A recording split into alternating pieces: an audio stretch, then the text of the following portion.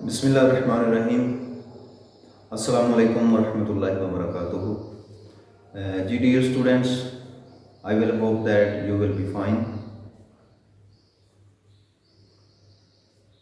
पिछले लेक्चर में हमने मलाइका और आसमानी किताबें और अकीदा आखिरत के जो अहम इम्तहानी सवालात थे उनके ऊपर बात की थी। तो आज इंशाअल्लाह अज़ीज़ हम दूसरे चैप्टर की इब्तदा करते हैं, अरकान इस्लाम। उसके बारे में जो अहम इम्तहानी क्वेश्चन हैं, तमाम MCQs जो कि इंतहाई अहम हैं और आप लोगों के लिए इंतहाई मुफीद साबित होंगे। तो चैनल को सब्सक्राइब भी किया करें, साथ कमेंट्स भी किया करें और लाइक और शेयर भी कर दिया करें, तो ताकि दीगर लोग जो हैं, दूसरे स्टूडेंट्स जो हैं वो भी इससे फ़ायदा हासिल कर सकें। आज का लेक्चर इंतहाई अहम होने वाला है। तो चलते हैं डियर स्टूडेंट्स, हम अपने लेक्चर की तरफ बढ़ते हैं। अरकान इस्लाम, पीछे हमने बुनियादी अकायद पढ़े थे पहले चैप्टर में, तो दूसरे चैप्टर में अरकान इस्लाम है, बुनियादी हकूक़ हैं जिसमें हकूक़ुल इबाद का जिक्र है, और आगे अखलाक हसना और बुरे अखलाक जो हैं, बुरी आदतें जो हैं, उनके ऊपर ये चैप्टर थोड़ा सा लेंथी है मगर आसान ही है। तो सबसे पहला जो क्वेश्चन एनुअल एग्ज़ाम में पूछा जाता है वो है अरकान इस्लाम से क्या मुराद है। तो डियर स्टूडेंट्स, किताब के शुरू में इसकी तारीफ दी गई है। अरकान इस्लाम से मुराद वो बुनियादी उसूल और अमाल हैं जिनके ऊपर हमारे इस्लाम की इमारत कायम होती है। यानी इस्लाम मुकम्मल तब होता है जब हम अपने बुनियादी अरकान के ऊपर मुकम्मल अमल करें। यानी कलमा तय्यबा है और नमाज है, ज़कात है, हज है और रमज़ान मुबारक के रोज़े हैं। ये बुनियादी अरकान हैं हमारे। तो दूसरा क्वेश्चन जो है वो इसी हवाले से ही पूछा जाएगा, यानी इस्लाम की बुनियाद कितनी बातों पर है, या अरकान इस्लाम के हवाले से हदीस का तर्जमा लिखें। जो शुरू में हदीस है, बुनियल इस्लामु अला खम्सिन, इस्लाम की बुनियाद 5 बातों पर है। इस हदीस का तर्जमा आपने अच्छे तरीके से तैयार कर लेना है। और इसके अलावा यहाँ पे जो बुनियादी अरकान का पहला रुकन है, पहला जुज़ है, वो है कलमा तय्यबा। इसको कलमा शहादत भी कहते हैं। तो ये क्वेश्चन पूछा जाएगा कि कलमा शहादत के कितने अज्जा हैं। तो डियर स्टूडेंट्स, कलमा शहादत में 2 चीज़ें बयान की गई हैं, एक अल्लाह की तौहीद और एक आप सल्लल्लाहु अलैहि वसल्लम की रसालत। तो इसके फिर 2 अज्जा हुए, यानी तौहीद और रिसालत। इसको भी आपने ज़हन नशीन कर लेना है। और इसके बाद क्वेश्चन जो है ना, हम बढ़ते हैं आगे नमाज की तरफ। नमाज जो है ये फ़ारसी ज़ुबान का लफ्ज़ है, अरबी में इसको सलात कहते हैं। और नमाज का लुग़वी माना क्या है, शॉर्ट में भी पूछा जा सकता है और MCQ भी आ सकता है। तो नमाज का या सलात का लुग़वी माना है दुआ करना या इस्तिग़फ़ार करना, ये इसका लुग़वी माना है। तो इस्तिलाही माना जो है वो 5 वक़्त फ़र्ज़ नमाजें जो हैं अल्लाह ताला की इबादत और बंदगी समझ कर अदा करना, ये इसका इस्तिलाही मफ़हूम है। अगला क्वेश्चन इंतहाई अहम है और इंतहाई खूबसूरत भी है। तो वो ये है कि 5 फ़र्ज़ नमाजों की कुल फ़र्ज़ रकतें कितनी हैं। टोटल तो 48 रकात बनती है ना, तो ये तकरीबन 17 रकतें जो हैं वो फ़र्ज़ हैं हमारे ऊपर, जिनकी अदायगी हर हाल में ज़रूरी है। 5 नमाजों की फ़र्ज़ रकात जो हैं वो तादाद में 17 हैं। इसके अलावा बात करते हैं कि नमाज फ़र्ज़ कब हुई। तो ये मक्के में ही फ़र्ज़ हुई जब आका दो जहां सल्लल्लाहु अलैहि वसल्लम को अल्लाह तबारक व तआला ने معراج پر بلایا، لا مقام میں پہنچے، تو اللہ تبارک و تعالیٰ نے امت کے لیے یہ نمازوں کا تحفہ عطا فرمایا۔ ابتدا میں یہ 50 نمازیں عطا ہوئی تھیں، اس کے بعد پھر آہستہ آہستہ آپ صلی اللہ علیہ وسلم کئی بار اللہ کی بارگاہ میں حاضر ہوئے، تو 45 نمازیں معاف ہوئیں اور 5 باقی رہ گئیں۔ مگر حدیث میں آتا ہے کہ جو بندہ یہ 5 نمازیں ادا کرتا ہے، اللہ تبارک و تعالیٰ اس کو 50 نمازوں کا ہی ثواب ملتا ہے۔ تو ڈیئر اسٹوڈنٹس، ہمیں چاہیے کہ ہم نمازوں کی بھی پابندی کریں تاکہ ہماری دنیا کے ساتھ ساتھ آخرت کی زندگی بھی خوبصورت بن جائے۔ اس کے علاوہ نماز با جماعت ادا کرنے کا کتنے درجے ثواب ملتا ہے؟ تو ڈیئر اسٹوڈنٹس، اگر نماز گھر میں ادا کریں تو 10 نمازوں کا ثواب ملتا ہے، اگر نماز مسجد میں جا کے اکیلے ادا کریں تو 25 نمازوں کا ثواب ملتا ہے، اور اگر نماز جو ہے وہ با جماعت ادا کی جائے تو 27 درجے زیادہ ثواب ملتا ہے۔ تو یوں ایک نماز پڑھنے سے 10 نمازوں کا ثواب ملتا ہے، مسجد میں جا کر پڑھیں تو 27 گنا بڑھ جاتا ہے، تو یوں یہ 270 نمازیں جو ہیں وہ بن جاتی ہیں ایک نماز کے عوض ثواب کے لحاظ سے۔ تو بڑا اس میں بھی بینیفٹ ہے، بہت اجر ہے، بہت ثواب ہے۔ اللہ تعالی ہمیں 5 وقت کی نماز پڑھنے کی بھی توفیق دے، اور موجودہ حالات میں جو ہمارے مخدوش حالات ہیں، نمازوں سے دور ہیں اور بے عملی کا ہر طرف جو ہے نا وہ دورہ ہے، اللہ تعالیٰ مسلمانوں کو اللہ تعالیٰ کی عبادت کرنے کی توفیق عطا فرمائے۔ تو نیکسٹ کویسچن پوچھا جائے گا، کچھ نمازیں ہیں ان کے حوالے سے بات کرتے ہیں، جیسے سورج گرہن کے وقت کون سی نماز پڑھی جاتی ہے؟ سورج گرہن کے وقت نماز کسوف ادا کی جاتی ہے، اور چاند گرہن کے وقت نماز خسوف ادا کی جاتی ہے۔ یہ انشاءاللہ میں اسکرین پہ دے دوں گا، آپ وہاں سے نوٹ کر لینا۔ اور نماز خوف یہ کیا ہوتی ہے؟ تو جنگ کے زمانے میں جب دشمن مسلمانوں کے ملک پہ حملہ کر دیں اور خطرہ ہو، تو اس دوران جو نماز پڑھی جاتی ہے اس کو بولتے ہیں نماز خوف، یعنی دشمن کا خوف دور کرنے کے لیے۔ آگے ہے نماز قصر، انتہائی اہم سوال ہے، اور روزمرہ زندگی میں ہمیں ایسے مسائل درپیش آتے رہتے ہیں، تو اس کو بھی آپ نے غور سے سمجھ لینا ہے کہ نماز قصر کیا ہے۔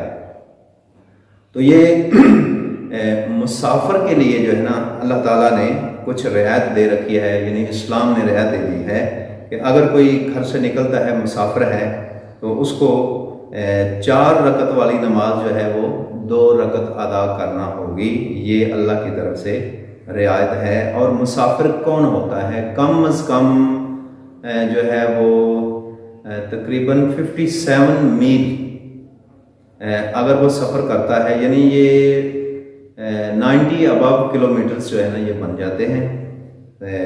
اب یوں کر لیں 100 کلومیٹر کے اراؤنڈ اباؤٹ جو ہے نا اگر وہ سفر کرتا ہے تو وہ مسافر ہے۔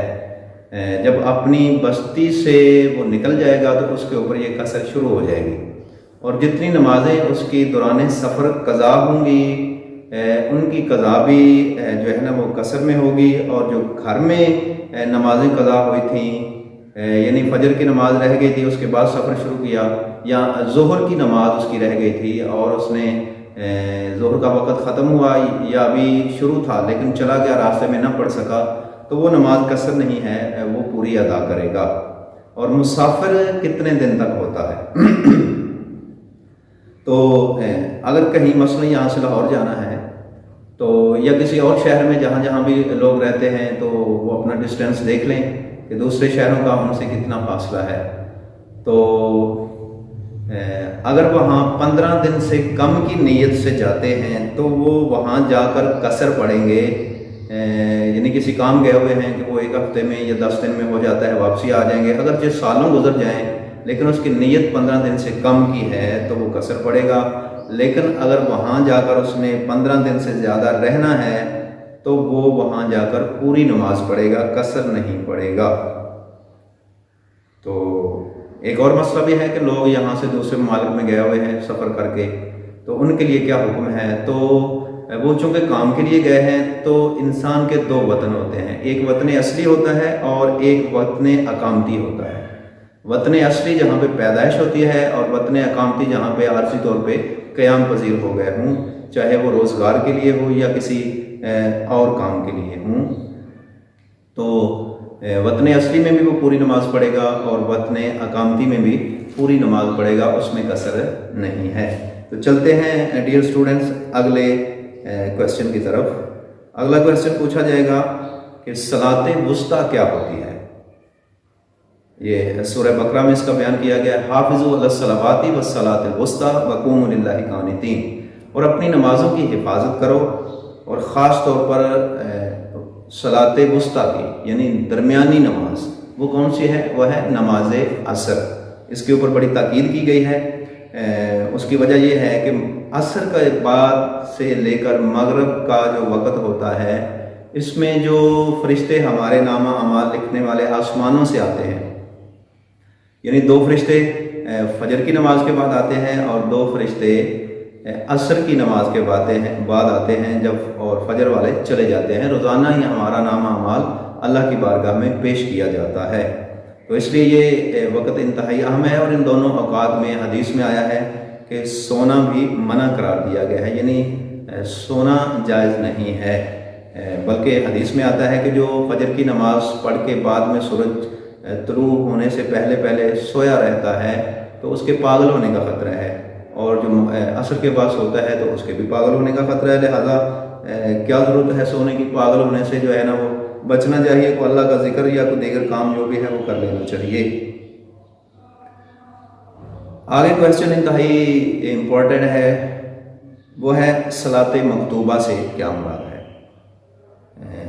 قرآن پاک میں جو ہے وہ آیا ہے نمازوں کے حوالے سے، ان الصلاۃ کانت علی المؤمنین کتاب موقوتا، یعنی جو مومن ہیں ان کے اوپر نماز مقررہ وقت پر فرض کی گئی ہے۔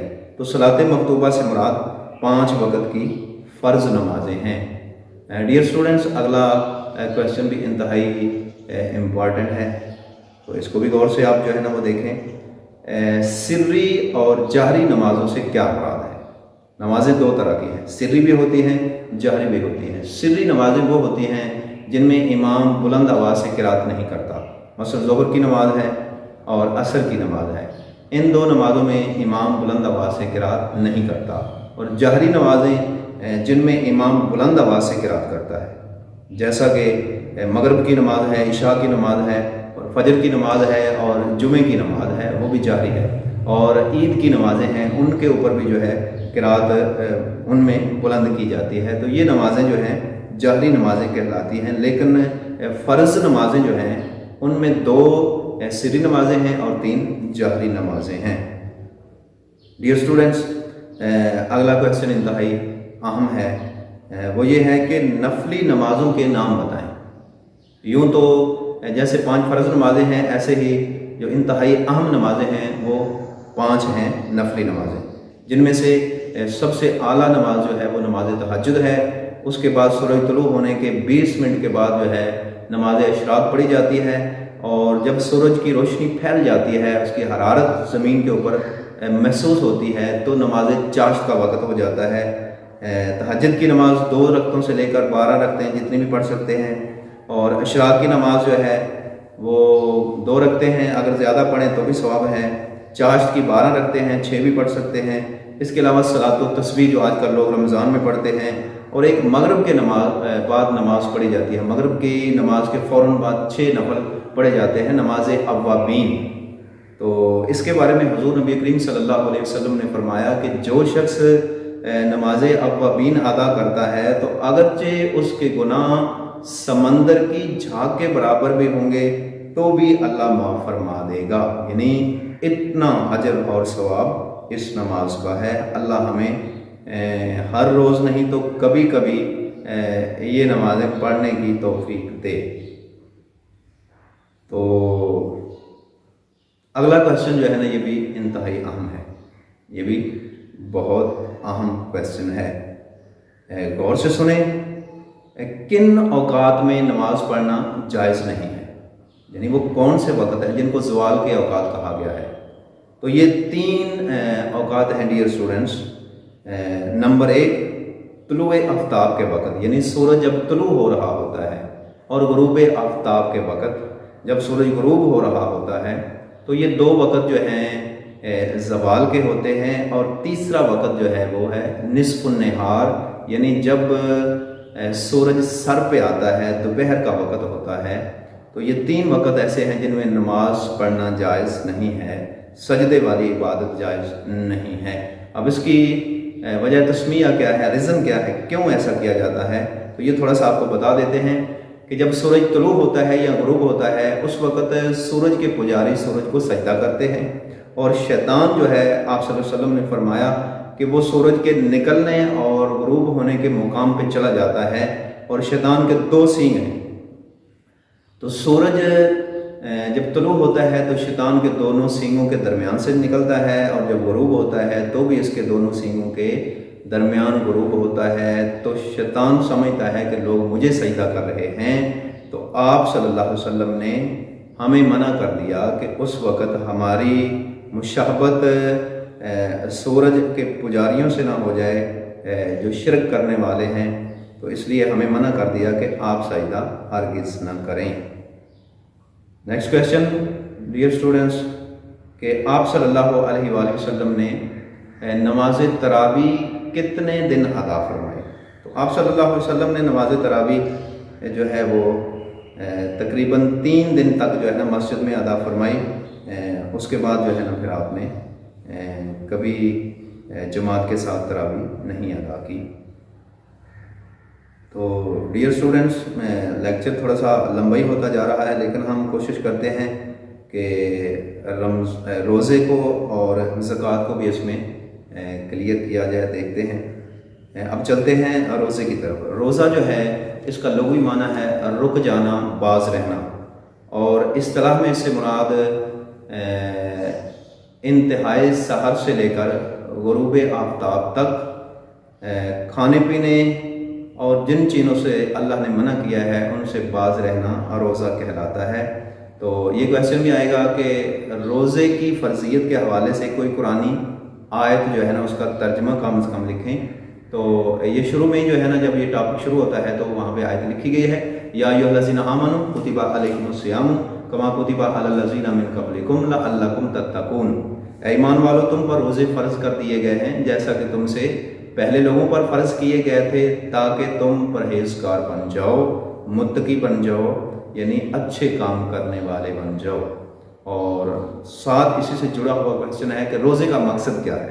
تو ڈیئر اسٹوڈنٹس، روزے کا مقصد بھی تقوی اور پرہیزگاری ہی ہے۔